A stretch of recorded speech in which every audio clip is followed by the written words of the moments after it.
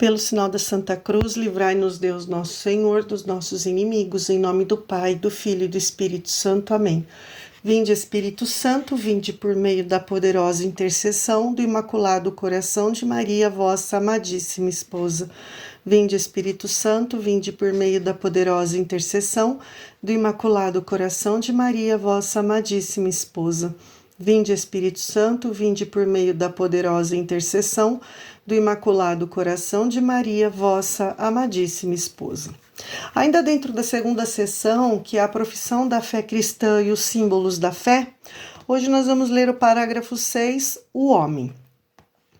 Deus criou o homem à sua imagem, a imagem de Deus o criou. Homem e mulher os criou. Gênesis 1, 27. O homem ocupa um lugar único na criação. Ele é a imagem de Deus. Em sua própria natureza, une o mundo espiritual e o mundo material. É criado homem e mulher, e Deus o estabeleceu em sua amizade. A imagem de Deus. De todas as criaturas visíveis, só o homem é capaz de conhecer e amar seu Criador. Ele é a única criatura na Terra que Deus quis por si mesma, só ele é chamado a compartilhar pelo conhecimento e pelo amor a vida de Deus. Foi para este fim que o homem foi criado, e aí reside a razão fundamental de sua dignidade. Que motivo vos fez constituir o homem em dignidade tão grande? O amor inestimável pelo qual enxergastes em vós mesmo vossa criatura. O amor inestimável pelo qual enxergastes em vós mesmo vossa criatura e vos apaixonaste por ela. Pois foi por amor que a criastes, foi por amor que lhe destes um ser capaz de degustar vosso bem eterno. Por ser a imagem de Deus, o indivíduo humano tem a dignidade de pessoa. Ele não é apenas alguma coisa, mas alguém. É capaz de conhecer-se, de possuir-se, de doar-se livremente e entrar em comunhão com outras pessoas, e é chamado por graça a uma aliança com seu Criador, a oferecer-lhe uma resposta de fé e de amor que ninguém mais pode dar em seu lugar. Deus criou tudo para o homem, mas o homem foi criado para servir e amar a Deus e oferecer-lhe toda a criação. Quem é, pois, o ser que vai vir à existência cercado de tal consideração? É o homem, grande e admirável figura viva, mais precioso aos olhos de Deus do que a criação inteira. É o homem, é para ele que existem o céu e a terra, e o mar e a totalidade da criação, e é à salvação dele que Deus atribuiu tanta importância que nem sequer poupou seu Filho único em seu favor. Pois Deus não cessou de tudo empreender para fazer o homem subir até ele e fazê-lo sentar-se à sua direita. Na realidade, o mistério do homem só se torna claro verdadeiramente no mistério do Verbo encarnado. São Paulo ensina-nos que dois homens estão na origem do gênero humano, Adão e Cristo. O primeiro Adão, diz ele, foi criado como um ser humano que recebeu a vida. O segundo é um ser espiritual que dá a vida. O primeiro foi criado pelo segundo, de quem recebeu a alma que o faz viver. O segundo Adão estabeleceu sua imagem no primeiro Adão quando o modelou, e assim se revestiu da natureza deste último e dele recebeu o nome, a fim de não deixar perder aquilo que havia feito à sua imagem.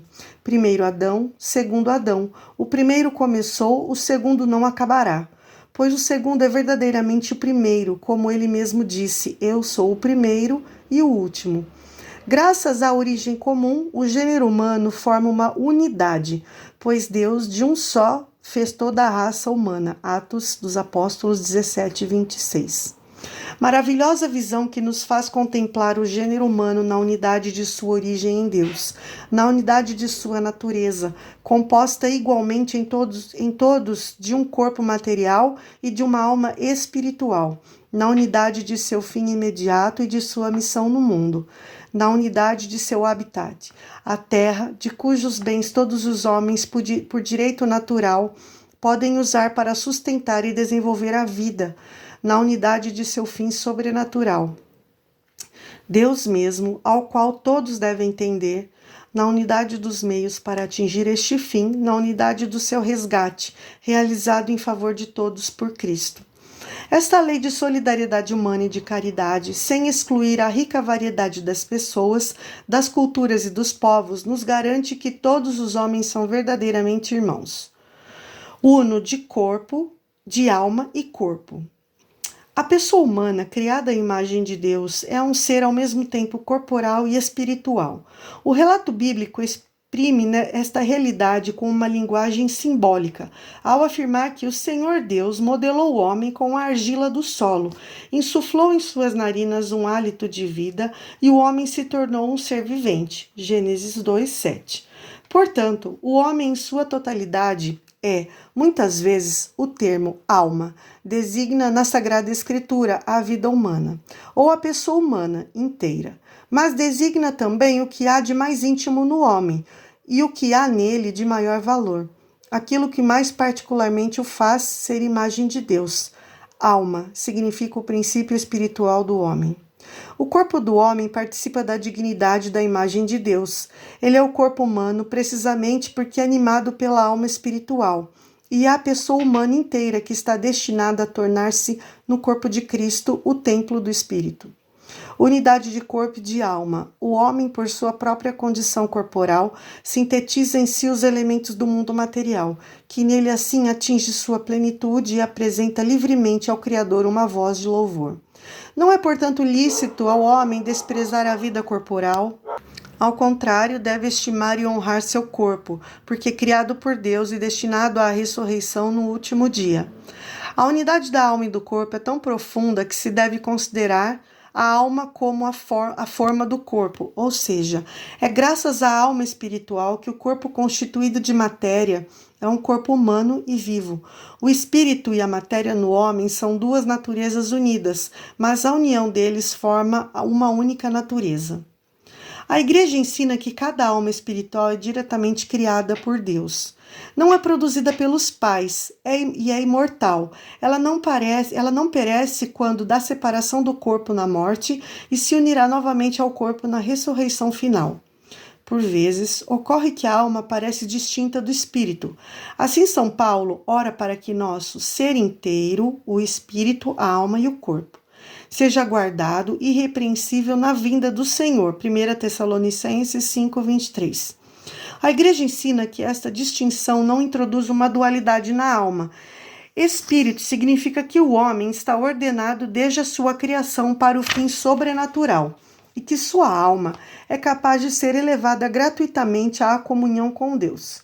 A tradição espiritual da Igreja insiste também no coração, no sentido bíblico de fundo do ser, Jeremias 31:33, onde a pessoa se decide ou não por Deus. Homem e mulher os criou, igualdade e diferença queridas por Deus. O homem e a mulher são criados, isto é, são queridos por Deus. Por um lado, em perfeita igualdade como pessoas humanas e por outro, em seu ser respectivo de homem e de mulher. Ser homem, ser mulher é uma realidade boa e querida por Deus. O homem e a mulher têm uma dignidade inadmissível que lhes vem diretamente de Deus, seu Criador. O homem e a mulher são criados em idêntica dignidade, à imagem de Deus. Em seu ser homem e seu ser mulher, refletem a sabedoria e a bondade do Criador. Deus não é de modo algum a imagem do homem. Não é nem homem nem mulher. Deus é puro espírito, não havendo nele lugar para a diferença dos sexos. Mas as perfeições do homem e da mulher refletem algo da infinita perfeição de Deus, as de uma mãe e as de um pai e esposo. Um para o outro, uma unidade a dois. Criados conjuntamente, Deus quer que o homem e a mulher um para o outro. A palavra de Deus dá-nos a entender isto por meio de diversas passagens do texto sagrado. Não é bom que o homem esteja só. Vou fazer uma auxiliar que lhe corresponda. Gênesis 2:18. Nenhum dos animais pode ser este vis-a-vis do varão.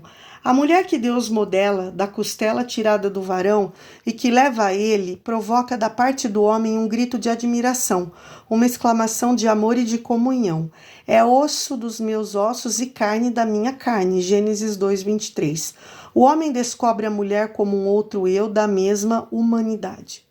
O homem e a mulher são feitos um para o outro, não que Deus os tivesse feito apenas pela metade e incompletos. Criou-os para uma comunhão de pessoas, na qual cada um dos dois pode ser ajuda para o outro, por serem ao mesmo tempo iguais enquanto pessoas, osso de meus ossos, e completares enquanto masculino e feminino. No matrimônio, Deus os une de maneira que, formando uma só carne, Gênesis 2:24, possam transmitir a vida humana. Sede fecundos, multiplicai-vos, enchei a terra. Gênesis 1:28. Ao transmitir a seus descendentes a vida humana, o homem e a mulher, como esposos e pais, cooperam de forma única na obra do Criador. No desígnio de Deus, o homem e a mulher têm a vocação de submeter a terra como intendentes de Deus. Essa soberania não deve ser uma dominação arbitrária e destrutiva.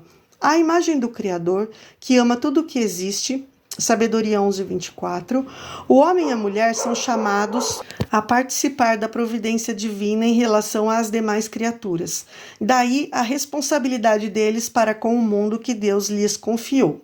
O homem no paraíso. O primeiro homem não só foi criado bom, mas também foi constituído em uma amizade com o seu Criador, e em tal harmonia consigo mesmo e com a criação que o rodeava, que só serão superadas pela glória da nova criação em Cristo. Interpretando de maneira autêntica o simbolismo da linguagem bíblica à luz do Novo Testamento e da tradição, a Igreja ensina que nossos primeiros pais, Adão e Eva, foram constituídos em um estado de santidade e de justiça original. Esta graça da santidade original era uma participação da vida divina. Pela irradiação desta graça, todas as dimensões da vida do homem eram fortalecidas. Enquanto permanecesse na intimidade divina, o homem não devia nem morrer, nem sofrer. A harmonia interior da pessoa humana, a harmonia entre o homem e a mulher, e finalmente a harmonia entre o primeiro casal e toda a criação, constituíam o estado denominado justiça original. O domínio do mundo que Deus havia outorgado ao homem desde o início realizava-se antes de tudo no próprio homem como domínio de si mesmo.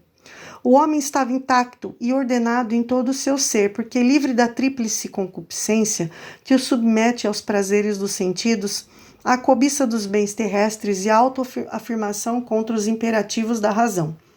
O sinal da familiaridade com Deus é o fato de Deus o colocar no jardim. Lá vive para cultivá-lo e guardá-lo, Gênesis 2:15. O trabalho não é uma penalidade, mas sim a colaboração do homem e da mulher com Deus no aperfeiçoamento da criação visível. É toda esta harmonia da justiça original prevista para o homem pelo desígnio de Deus que será perdida pelo pecado de nossos primeiros pais. Resumindo, Pai Santo, criastes o homem e a mulher à vossa imagem e lhes confiastes todo o universo, para que, servindo a vós, seu Criador, dominassem toda a criatura. O homem predestinado a reproduzir a imagem do Filho de Deus feito homem, imagem do Deus invisível, Colossenses 1:15, a fim de que Cristo seja o primogênito de uma multidão de irmãos e de irmãs. O homem é corpore et anima unus, uno de corpo e alma. A doutrina da fé afirma que a alma espiritual e imortal é criada diretamente por Deus. Deus não criou o homem solitário. Desde o início, Deus os criou varão e mulher, Gênesis 1:27. Esta união constituiu a primeira forma de comunhão de pessoas. A revelação dá-nos a conhecer o estado de santidade e de justiça originais do homem e da mulher, antes do pecado. Da amizade deles com Deus, adivinha a felicidade da existência deles no paraíso. Nós vamos continuar unidos e reunidos em nome do Pai, e do Filho, e do Espírito Santo. Amém. Louvado seja nosso Senhor Jesus Cristo, para sempre seja louvado, e sua Mãe Maria Santíssima, e o seu castíssimo esposo São José. Muito obrigada para quem ficou aqui até agora, e até o parágrafo 7. Uma boa tarde.